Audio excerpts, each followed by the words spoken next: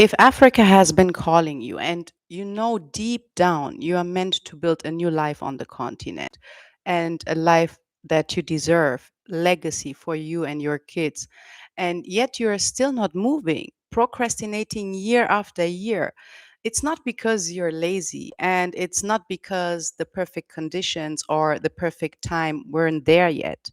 And it's most probably also not because you don't have the necessary resources to relocate, such as information and finances.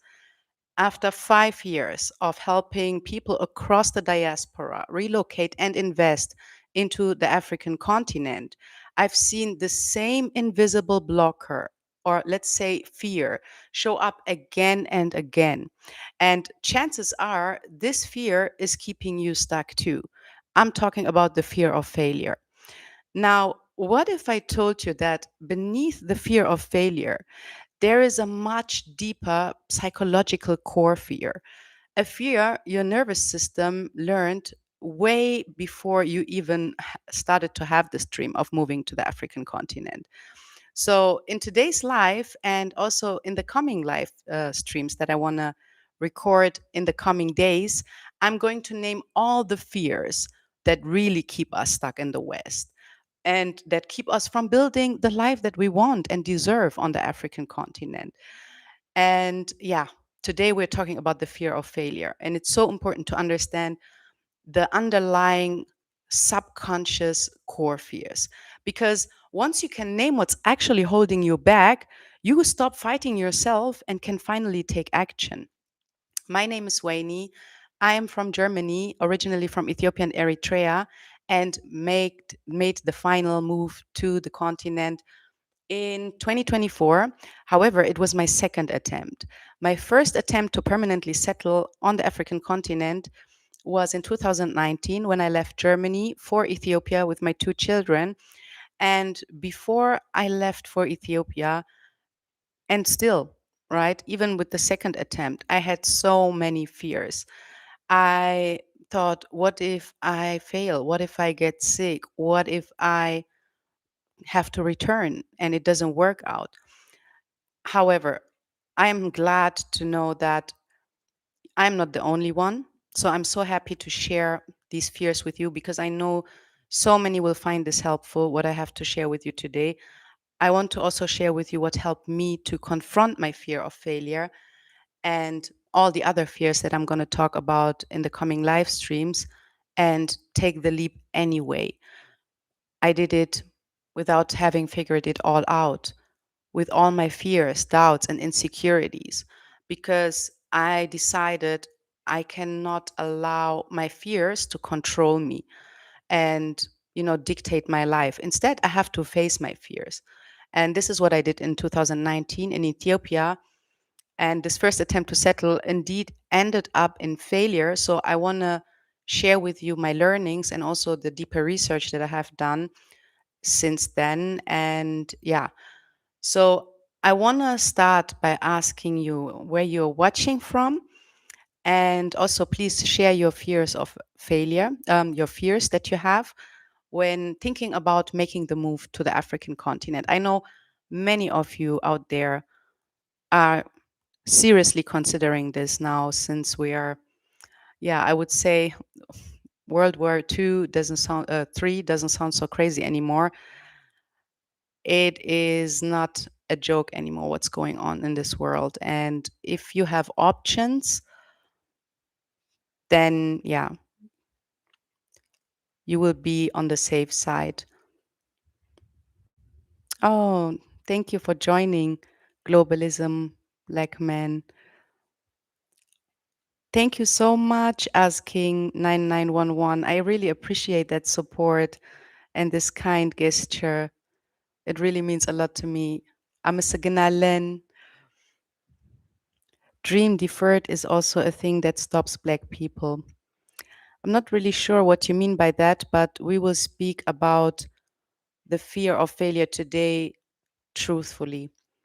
And I would appreciate if you also share what you have experienced, what's holding you back, so I can see if maybe I can share some of my experiences and what helped me.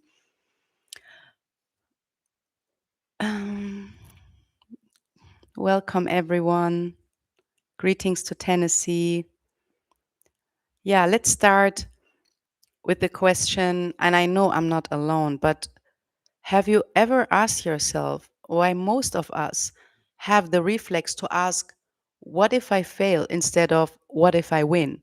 Like when we think of moving to Africa to start a new life on the continent, how come we don't ask ourselves, what if I finally build the life of my dreams, a life full of success, freedom, and abundance, but instead ask ourselves, what if I fail?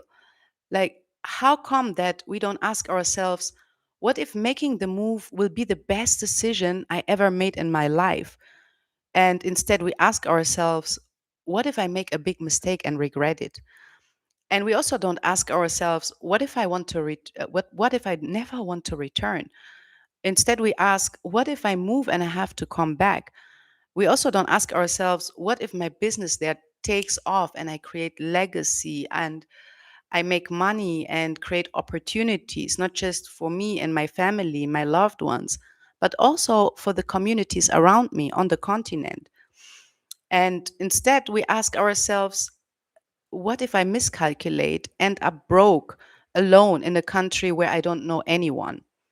Let me know in the comments if you also have, like, if you also default to the worst case scenario. Don't take failure personally. Always use failure as a stepping stone. Exactly. So this is what it's about today. Now, if you can relate to those fears, let me know in the comments.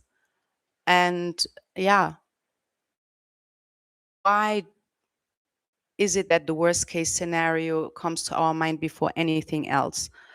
And back then I used to believe this is a mindset issue, but today, from my experience and from doing research and deeper reflection, confronting, my complex childhood traumas, I understand that it's a nervous system strategy built from lived conditioning.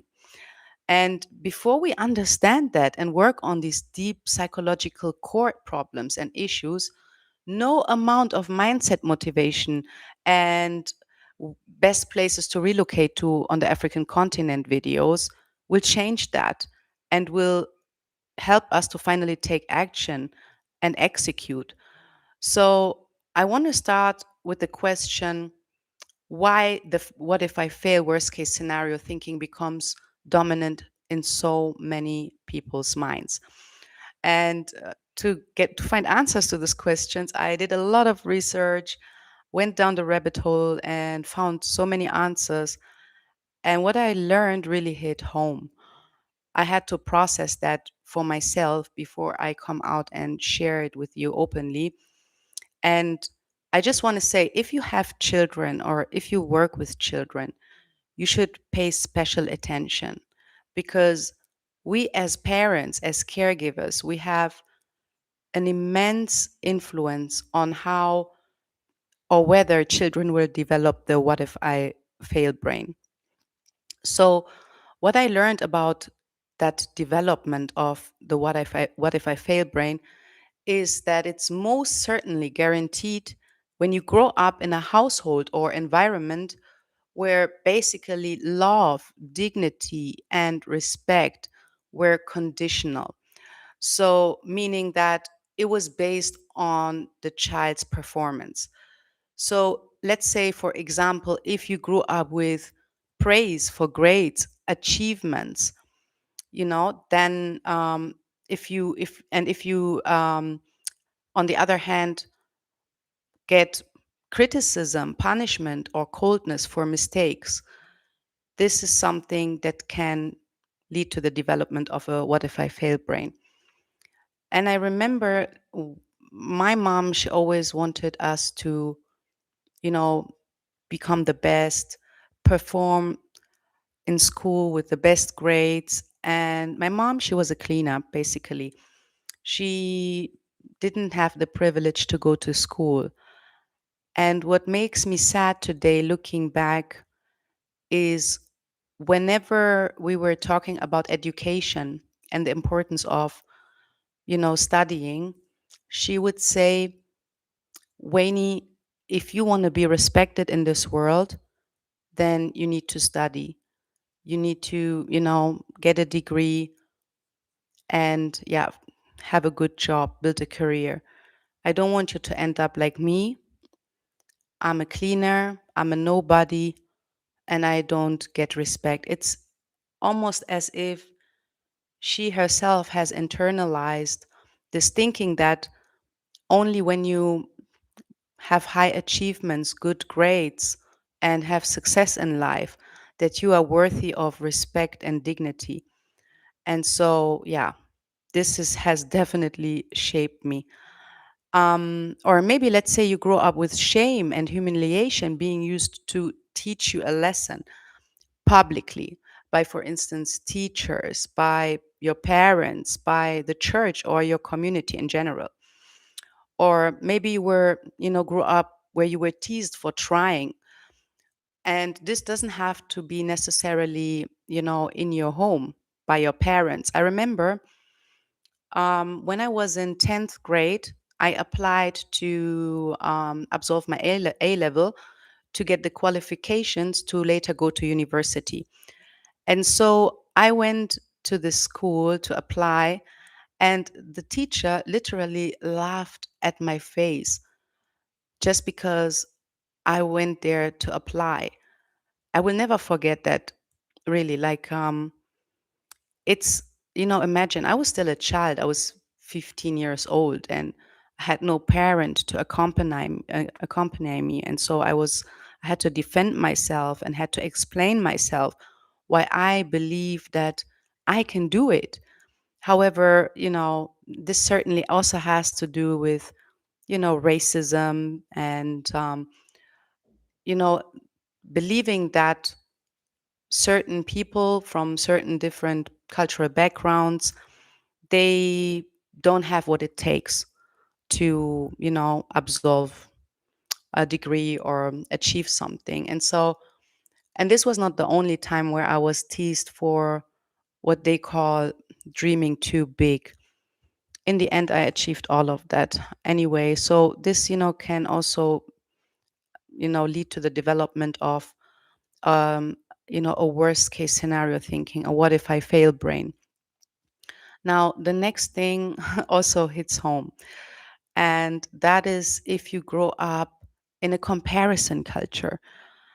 And let me know if that's also the case in your culture, but in the Habesha culture, so in Ethiopia and Eritrea, it's very common that parents compare you to siblings, cousins, or the neighbors' kids, the kids of their friends, they compare you and take them as a measuring stick, basically. They will say, look at so and so. Why don't you achieve the same? What is wrong with you? You are useless. If I look at the daughter of so and this and that, I hope that the new generation will stop this and will stop this for good.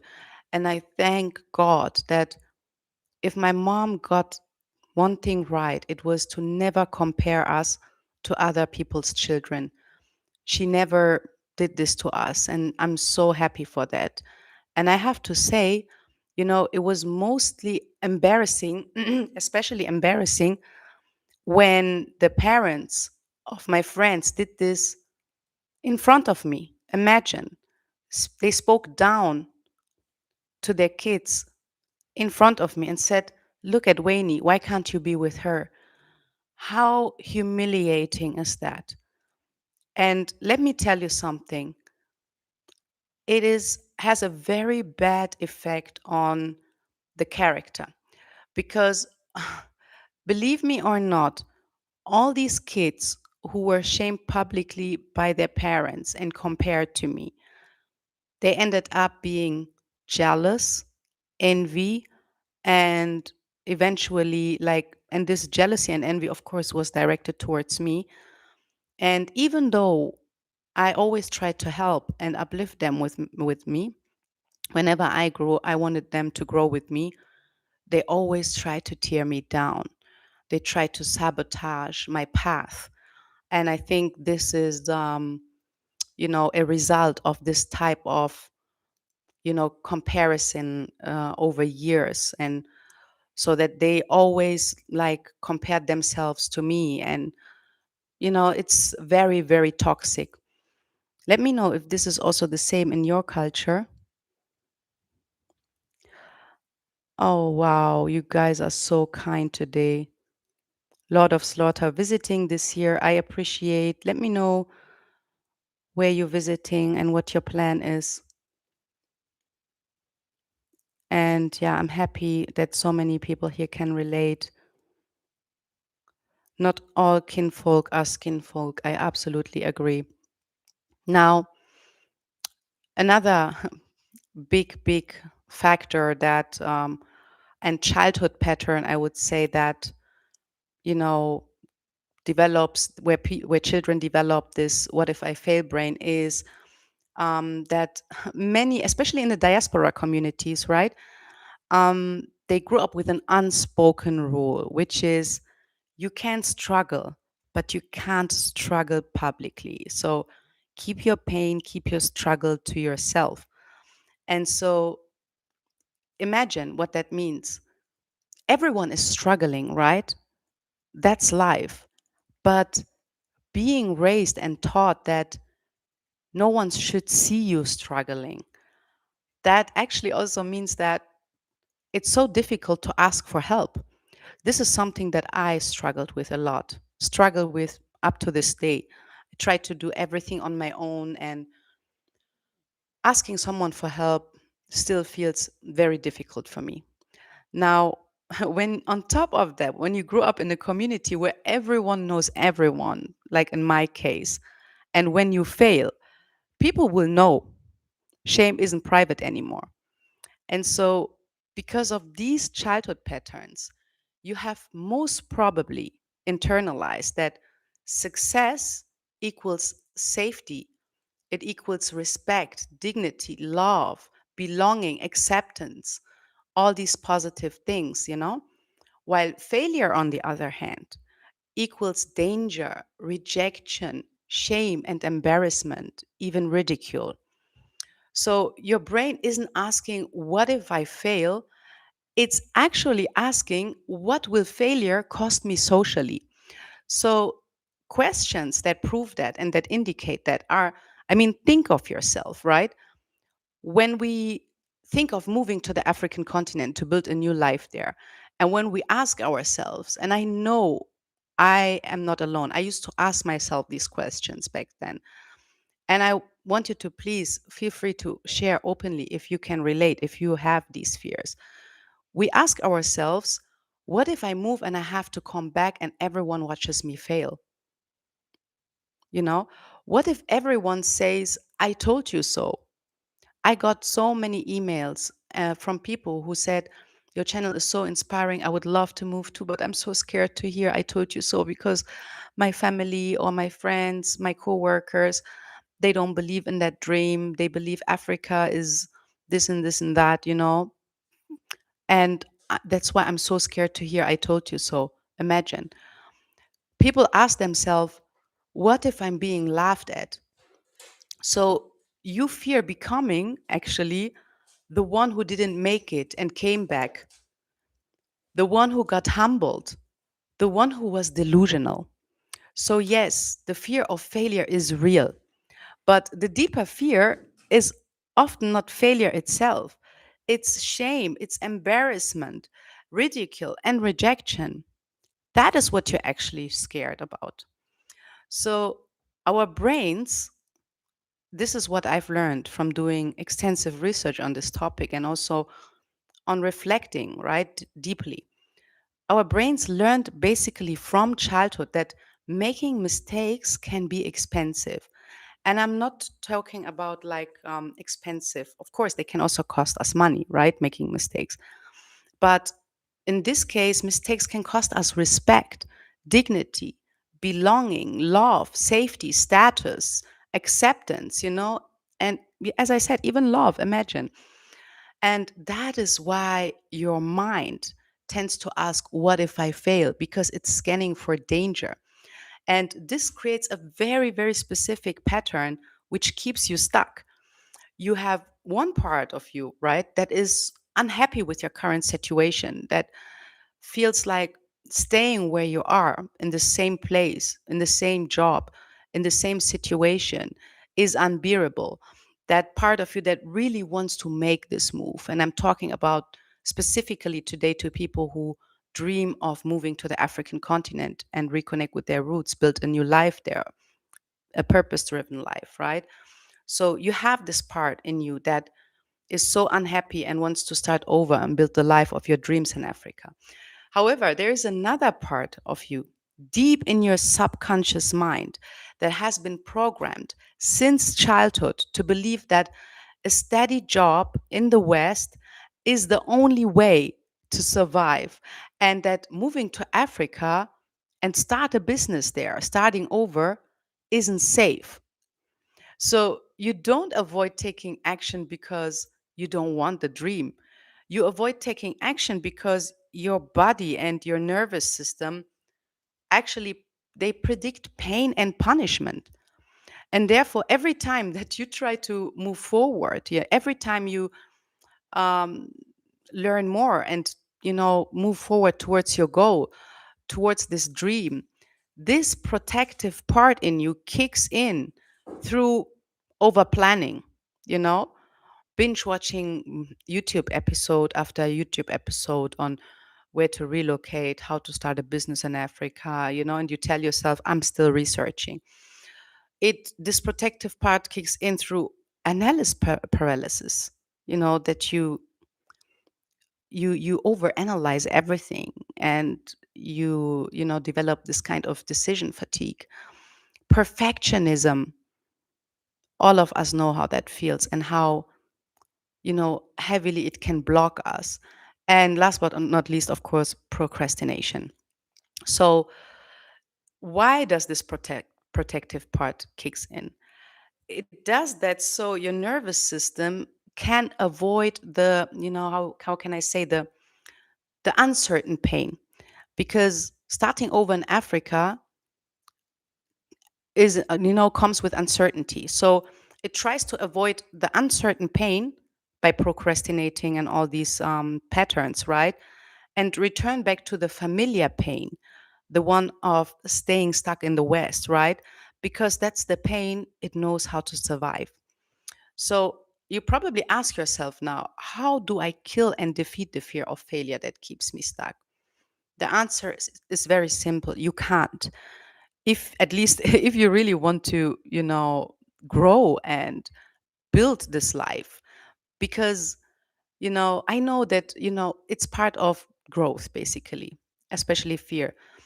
And now think of that. There's so many mentors, so many motivational speakers. I mean, YouTube is full of these videos where mentors tell you, be fearless, don't be afraid. But now that we understand how the fear of failure works and where it also comes from, think about the problems of this approach. Because, first and foremost, as I've just said, when you try to do something that involves change, uncertainty, struggle, and, stepping out of your comfort zone and also attention, and starting over in Africa involves all of this, you are going to feel fear. So, trying so hard to be fearless in this situation simply makes no sense. It's illogical, because being afraid is a normal human response. And the only way to feel no fear is to never do it, to quit trying and stop caring and hold yourself back. And that only keeps us from the life we want to build, right? So this is not an option. Secondly, in the same way, like fear, failure is also inevitable if you want to grow and build something meaningful. It can be a business. We don't even have to go so far and think of Africa, right? But today's topic is as all these channels topics are about moving back to Africa, right? So building something meaningful, such as a new life on and a business on the African continent. And so failure is inevitable if you want to build that. Now, also if you want to learn something. However, failure doesn't mean it's over. It's not the end. It just means that you're in the process, basically. Also, another misconception is that people treat failure as the opposite of success, but it's not. It's part of it. And this is basically how you learn. Someone has mentioned this here in the live chat. Use failure as a stepping stone, and I couldn't agree more. So, it's something that we should also embrace. And so that's what I said. If you really want to build something meaningful, if you want to learn something and grow, know that you will fail, period. You're going to fall and then you get back up. That's the whole point. Learning from mistakes, sharpening, building muscles, building resilience, wisdom, true grit. This is just something that you gain. You gain confidence. And so, I mean, just think about the many times we fell when we were babies, trying to learn how to walk. We fell so many times, hurt ourselves, got bruises until we learned how to walk properly, right? I think this helps you to understand how failure is actually inevitable if you want to try something new. The only way to not fail and avoid failure is to quit. So you only fail if you quit or if you not even start at all. So again, this is not what we want. It keeps us away from the life we want to build on the continent. So asking, how can I kill and defeat the fear of failure that keeps me stuck, is simply asking the wrong question, because you cannot kill fear and you can't avoid failure unless you decide to give up on that dream and to not try even to start. That's the only way. But what you can and should do is change the way you look at fear, both fear and failure. Now, I believe this is one of the biggest problems today. It's the way people talk about and treat fear and failure. Fear, for instance, becomes even more dangerous when we start feeling ashamed of it. Like, that's the part that nobody talks about. Imagine you're about to speak in front of an audience, a room full of people for the first time. Maybe it's a presentation, or maybe it's just introducing yourself, in a setting, of course, that matters to you. It's normal. Your heart is racing, right? You're super nervous and your mind starts spinning. Why? Because you care, because it matters. And when people around you now tell you, come on, just be fearless, don't be afraid, don't be scared. Now, instead of just feeling fear, you start feeling bad for feeling it. Imagine. You start thinking, why am I feeling like this? Maybe something is wrong with me. Like maybe I'm not ready. Maybe I'm not built for this. And maybe everyone else is calm and confident except of me. So something must be wrong with me. And you know what happens? This is how fear grows. Not because fear showed up, but now shame got attached to it. And so, yeah, I think this is something that's really, really problematic. And so, what helped me, what I saw, like for me, the real shift happened when we stop. I can just really, that if you take one thing out of this video, please take this, right? Stop treating fear like proof that something is wrong. It is not. Fear is not a sign to stop. Fear is not evidence that you're not prepared enough. Fear is not a sign that something that you're about to do is dangerous.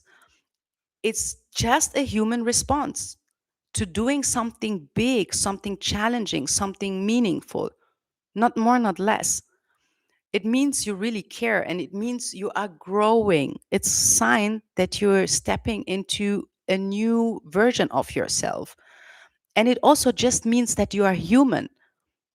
And so when we start to fear, when we start to see fear as normal part of growth instead of a warning sign to stop and quit, everything changes. I promise you. You become much more willing to go for it, to speak, to start, to record yourself, to upload your first video. And the great part about this, the best part, is that every time you do this, right, you learn more about yourself. You grow stronger, wiser, and more confident. So we should embrace the feeling of fear and not try to kill it, basically. Embracing fear is one thing. When I think about it, it's actually a skill that you can train, because it gets stronger with practice. And every single day, you get the opportunity to build this skill, to work on the skill. Think of the many things that you encounter during your everyday life that invoke fear in you. It can be something very random. Let's say you see someone on the street and you love the bag, and you would love to know where that person bought the bag, but you're scared to ask that person for whatever reason, probably fear of rejection, right? So, try to step out of your comfort zone and confront that fear, to train that muscle, and approach that person and tell that person that you love the outfit, that you would like to know where that person bought the bag. Or think about a topic, an issue in your relationship that makes you feel uncomfortable, and a topic that you're trying to avoid, right? That's a sign that it's important, that it's a way to grow, that you will learn more about yourself. And you know um, you by I'm telling you, every day there are so many ways you can learn how to embrace fear, confront your fear.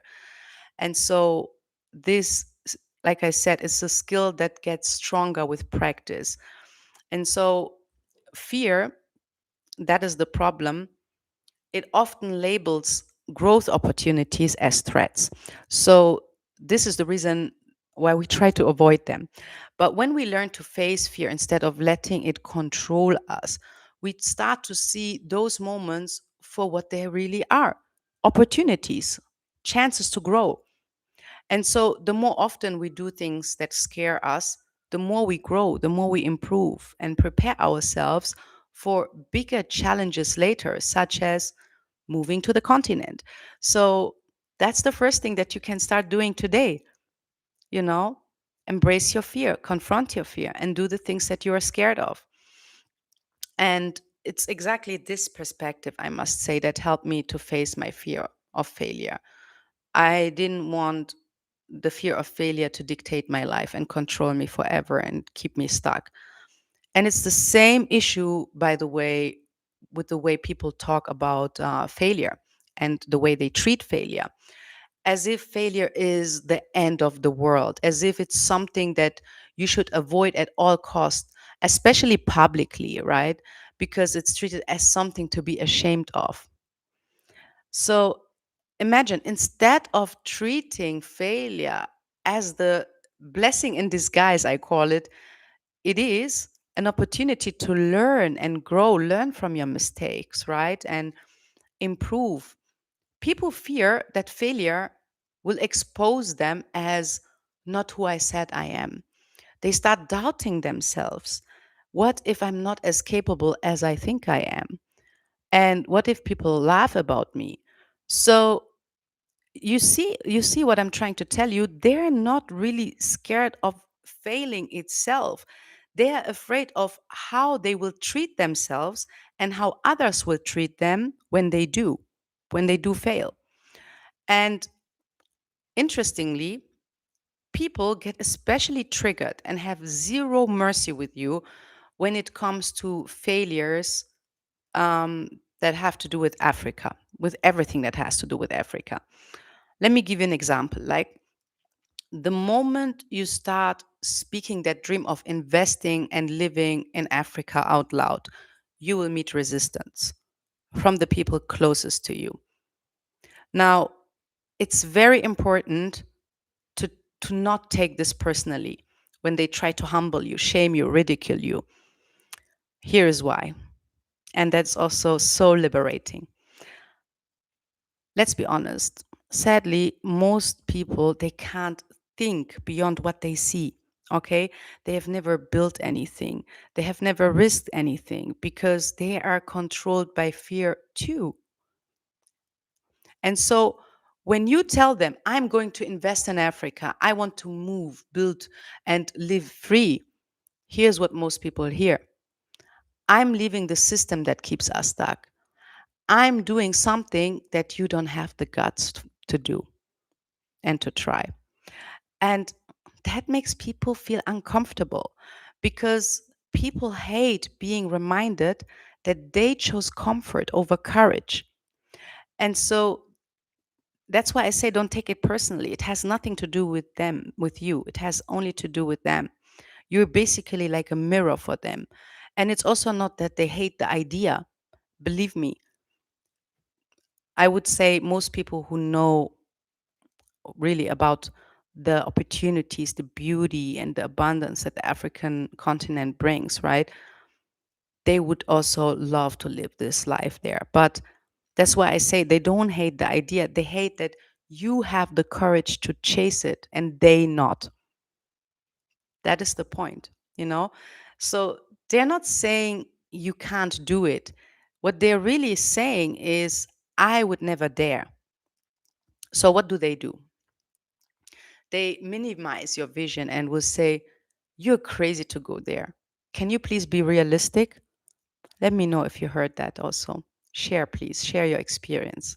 Let me know what people tell you, the responses you get when you share your dream out loud, which is something you should be careful about, but that's another topic.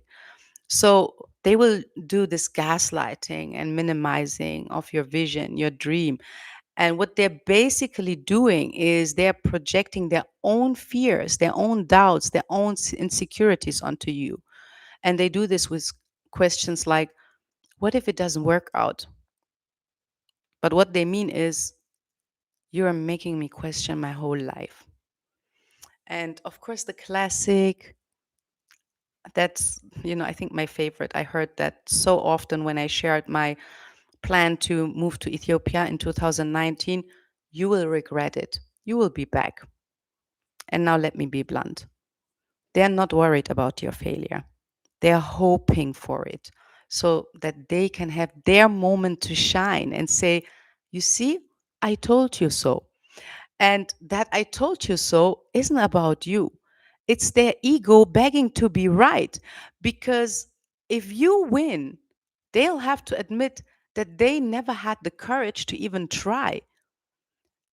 And this fucks with their brain. So I need you to hear this now. Understand that when you're also scared of hearing I told you so, when you tell yourself, I'm what if, which, as I'm trying to explain to you, beneath that is this core fear of shame and embarrassment and ridicule, right? The people who matter in your life, they won't judge you, they won't shame you, they won't ridicule you. And the people who do, they don't matter. Fuck them. You don't want to have this kind of people in your life. And so you should stop giving these people who do that, who you're expecting this kind of reaction from, who are themselves scared to live their own lives, you know, stop giving these people the power to dictate yours. And so basically, yeah, I know it sounds more simple than it is, but it's a process. Let me see what you're sharing here. Mm,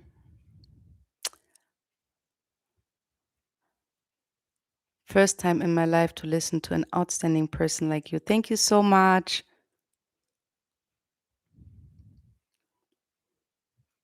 People with the money won't try what we want to try. Thank you so much for all your kind words. Yeah, the comparison culture seems to be an issue in many different countries and societies. Yeah, someone is saying here, traveler trade, need to go back home to Kenya to get my birth certificate. It will allow me to get my Kenya passport. Please do that ASAP. I believe having a second passport, an African passport or a residency, is one of the most underrated assets that you can own these days. So, thank you so much for your kind words. I appreciate.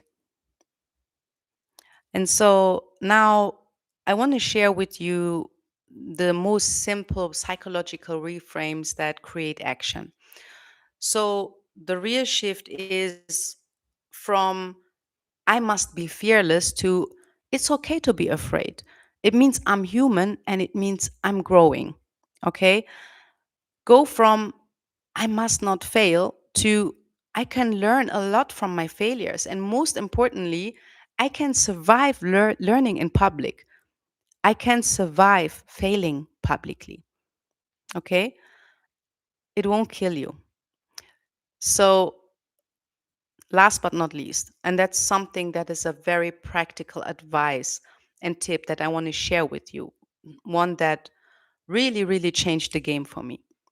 Now, you need to plan to build a plan for your worst case scenario.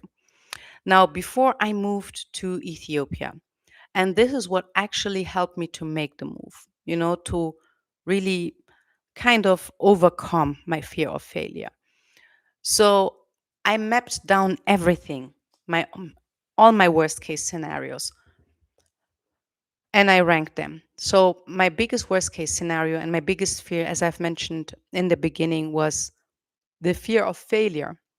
Like I got so much attention from my community.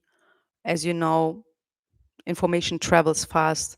People are always informed about what the daughter of so and so or whoever, what that person is up to.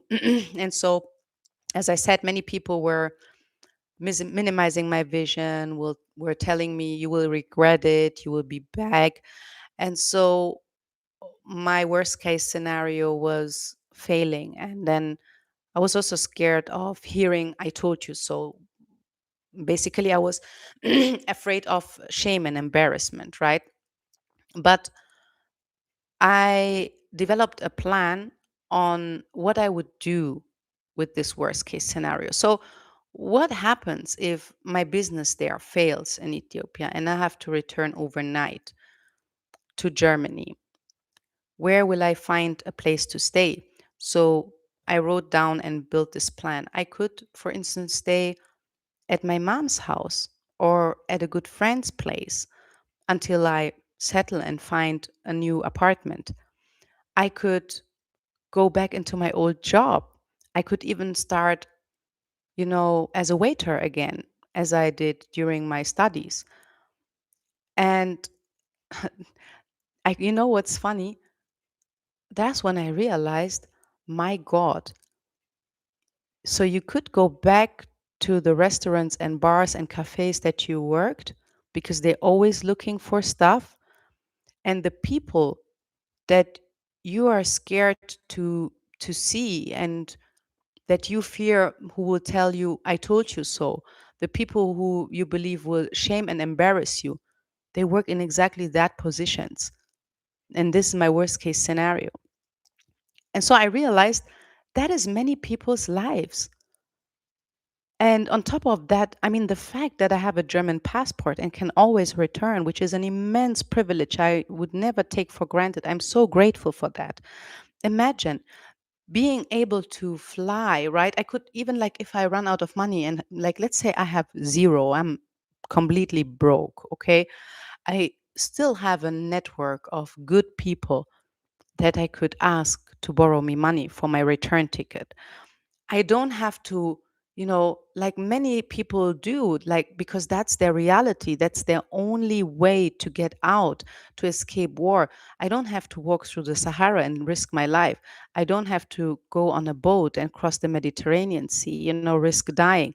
I can, step into a plane and fly home. I am a German citizen. I can get a job instantly. I can maybe even get into my old job, my time job. I can continue my studies. I can, even if nothing works out, apply for social welfare, because there's the social welfare system in Germany where you get money for housing, for food, even for furniture. Imagine. That's when I realized my worst case scenario is someone else's best case scenario. So, and then understanding on the other side, this is also something that I mapped out. What if I win, right? What if I have to gain? That's when I realized, when I compared these two scenarios, these totally different scenarios, that by facing the fear, instead of trying to avoid it, trying to avoid the pain, I have so much more to gain than to lose. And so, if you take one advice from this video today, another one, that is, if you have the fear of failure, write down what you would do when your worst case scenario comes true. How would you, handle handle the situation? And how would you deal with it? What could you do? And that's most of the time, I would say, when you're coming from the developed nations in the West, when you will realize that it's actually not that bad, if it makes sense. And so, trust me when I tell you, you don't need more motivation. You don't need to watch 100 more YouTube episodes, listen to 100 podcasts on relocation and how to move and relocate to the continent.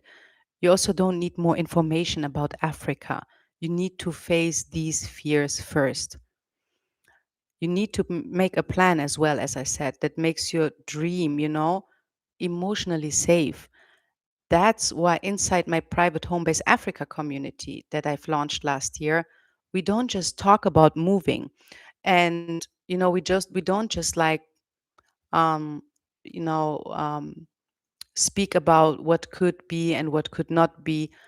What we do is we help to really build a strategic relocation plan. We help you choosing the right country, identify the right country for you. And oftentimes there's not just one right country for you. There can be many right countries for you.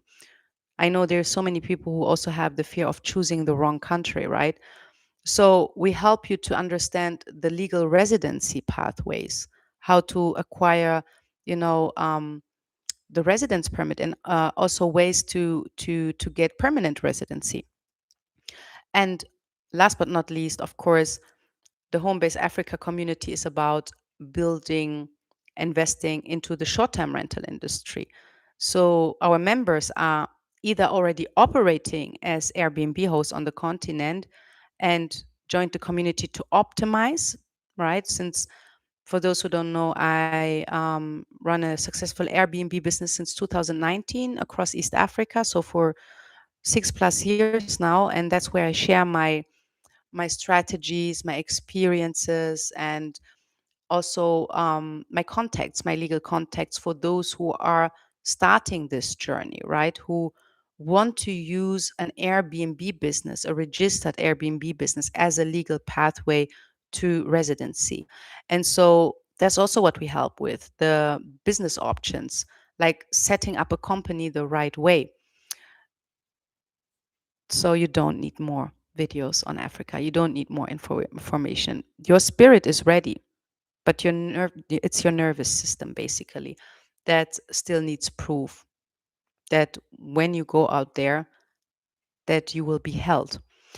And I think if you've been stuck for years and watched this live stream until now, I think this is your sign to, to join this community, a community of operating hosts, of diaspora investors, people living in the US, America, in Canada, in Germany, all wanting to relocate and finally live free.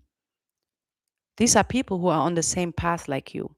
And I think that's so powerful because you will be surrounded by a group of people who will not minimize, gaslight, or talk down on your vision. They share the same vision, they are on the same path like you. And believe it or not, your circle is key in this transition period because they will uplift you, empower you, they will push you, hold you accountable, and they will believe in you even if you start doubting yourself. And the way we keep the conversations going is we always have 2 weekly live calls every Monday and Thursday. And on top of that, when you're in the community, you get access to 90 plus video lectures that really show you step by step on how to build an Airbnb business, how to find the right property, how to negotiate. And also, by the way, now we are building a new learning module.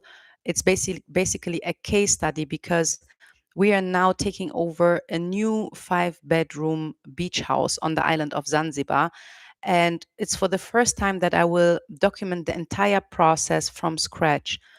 I will document how and upload how I found the property, how I was able to negotiate the monthly rent that the landlord asked an Italian man who lives in Italy.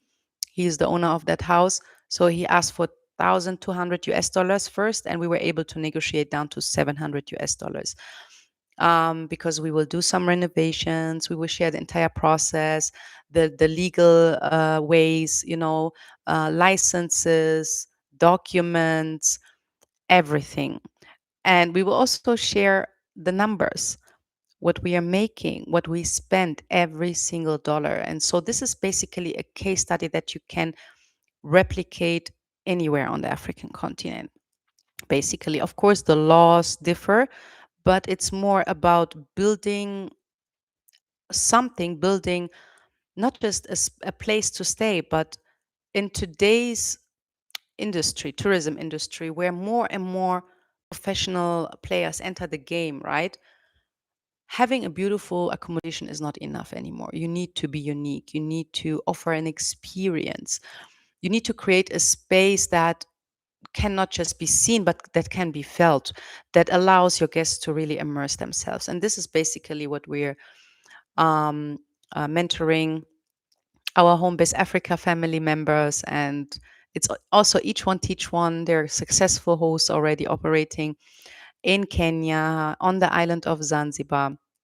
And so, yeah, I think if this is something that you really want to do, build a hospitality business, an Airbnb business, which also, by the way, helped me to build myself multiple home bases on the African continent. And I think that is the biggest luxury today, having options.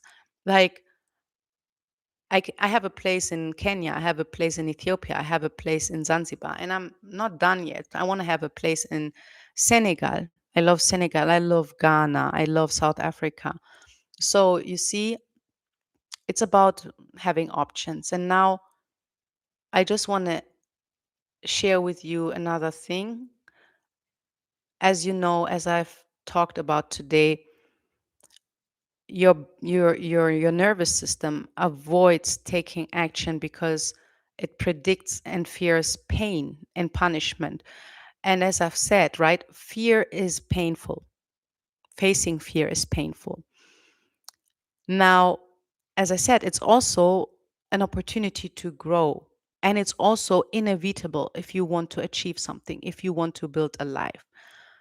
But staying stuck, right, in the same place where you are right now, and let's say 10, 15, 20 years from now, looking back in regret, admitting that you never had the courage to try, you wasted your potential. And what if I had done this? And what if I had, the courage to pursue my dream?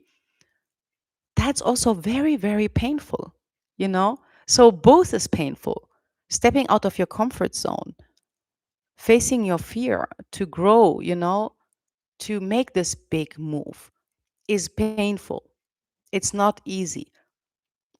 However, staying stuck is, I believe, even more painful. So that's why I also always say, like, choose the pain that gives you freedom.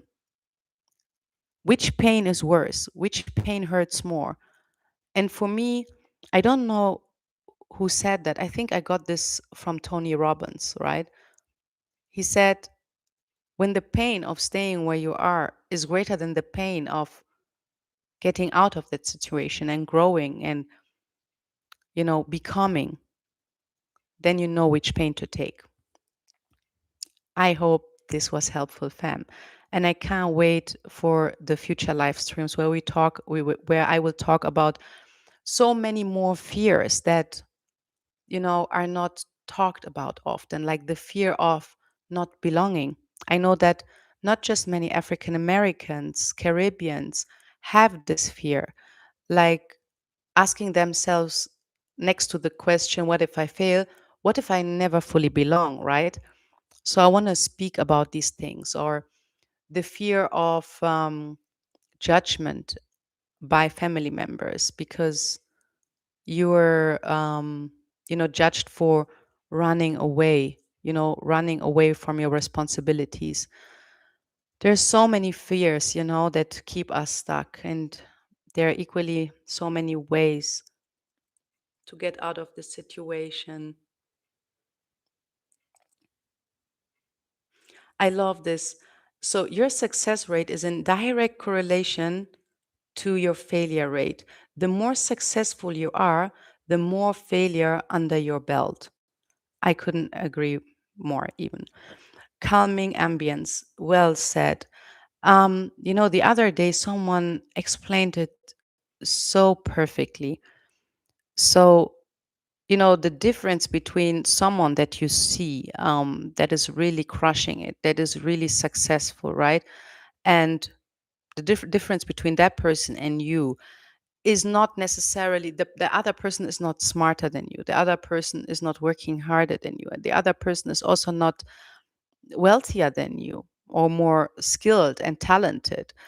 Most of the time, the only difference is that the other person is so successful and growing so fast because the distance from idea to execution is this, while you're still in planning phase, still thinking one day, one day, one day.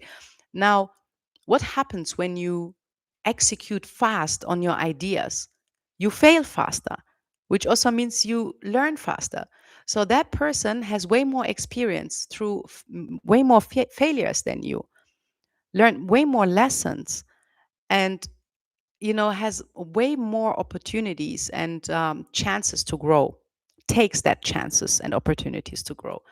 So this reminds me of this. Thank you, everyone. Thank you especially to my Habesha, my Ethiopia, my Eritrea family here. Love your support. Love you guys. Oh, traveler trade. I have my one-on-one call with Wayne this Monday. I'm very excited. You have your notes ready. I'm so happy to hear that. And you know what? Feel free to share your thoughts and your questions up front via email so that we can make most of the time, and that we can really help you. Yeah, this is also, by the way, something that I started now, offering one-on-one strategy calls. So if, let's say, you don't know where to start, you don't know how to choose the right country, you don't know about the legal pathways, and like simple questions like, um, yeah, how can I basically apply for residency? What residency pathways are there? Then feel free to schedule your one-on-one consultation call, your strategy call. The link is also in the description of this video to schedule the call. And it's The goal here is to leave you with total clarity, clarity on the next steps, so that you know exactly what to do and how to execute. So, yeah, I'm so looking forward to our call on Monday. Again, yeah, good relationships, building a network of trusted people on the ground is really key.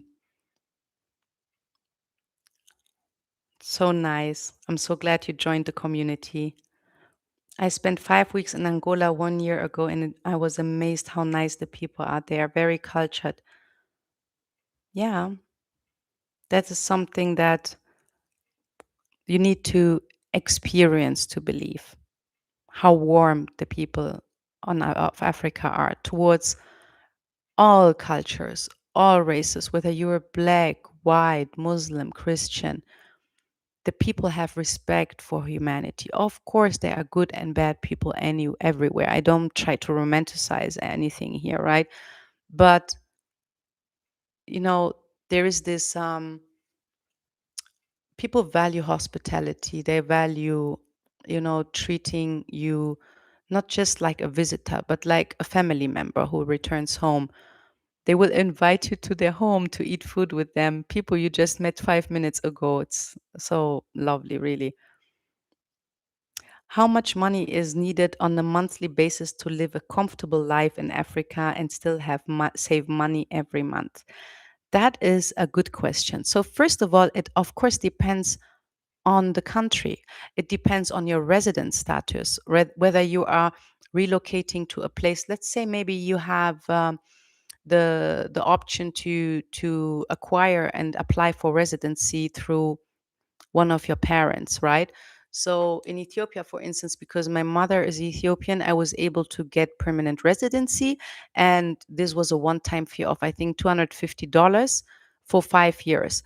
Now, in the case of Kenya, however, I am treated like a foreigner. And so the only way is basically here, since I'm a business owner, right, I need to register a business. And so there are the legal fees, and they depend also on the person that you're working with. Some people will ask you for a lot of money and don't get shit done. But then there's other people who, you know, really do the job. So it depends. It can cost between two up to 10,000 US dollars just for the legal service, basically. And then, of course, you need to consider your residency and work permit. And this is a one tier system here in Kenya. It's not like in Tanzania where you have to pay separately for the residence permit and the work permit. In Kenya, it's one. So you cannot get a work permit without a residence permit and vice versa. And this one currently costs, when you're under the class G investors visa, 250,000 shilling per year, which is approximately, I'm so bad in math, I have to admit, but I would say like 2,500 US dollars, approximately 3,000 US dollars per year.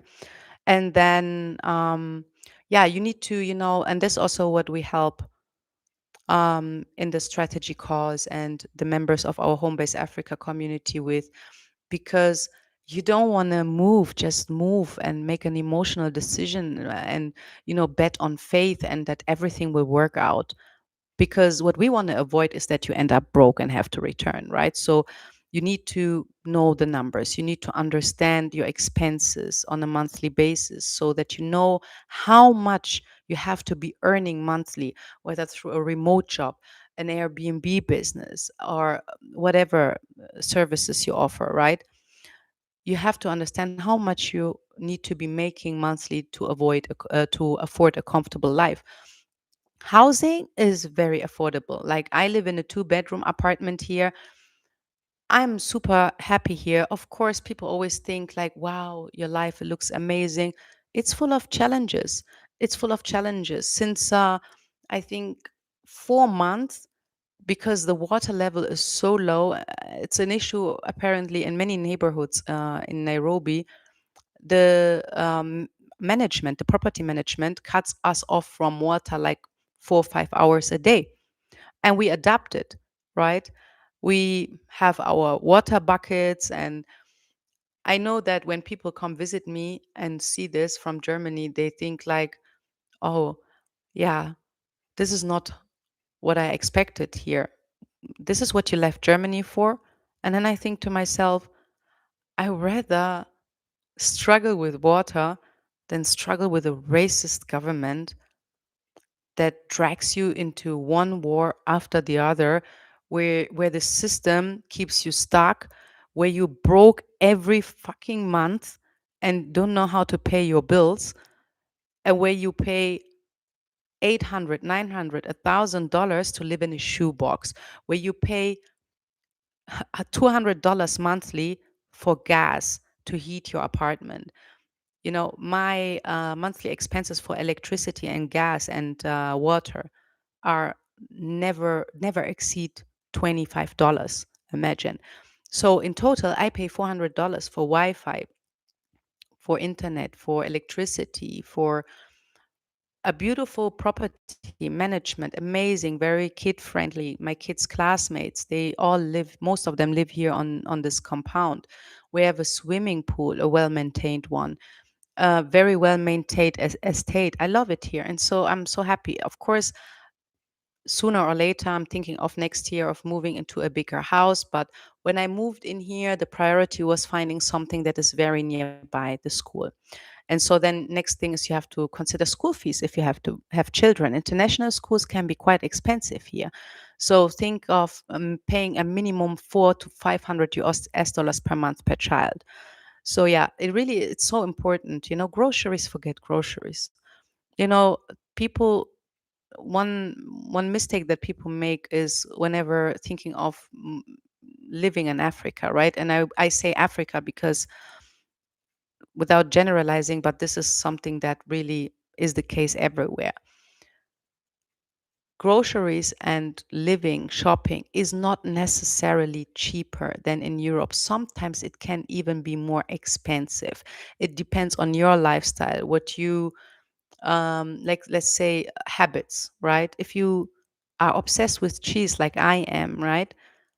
Expect to pay a lot because you know, it's mainly a product catered to expats.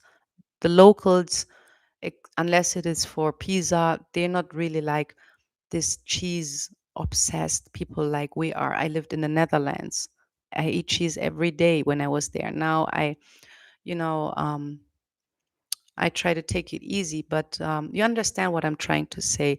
You can shop groceries locally at a very affordable price, but if you stick to your habits that you used in the West, if you want to eat out, if you want to go to KFC every 2 days, eat at Burger King, which is unhealthy anyway, your life, the groceries, the monthly expenses will be, can be even, well, I think you will still save money because the cost of groceries in the US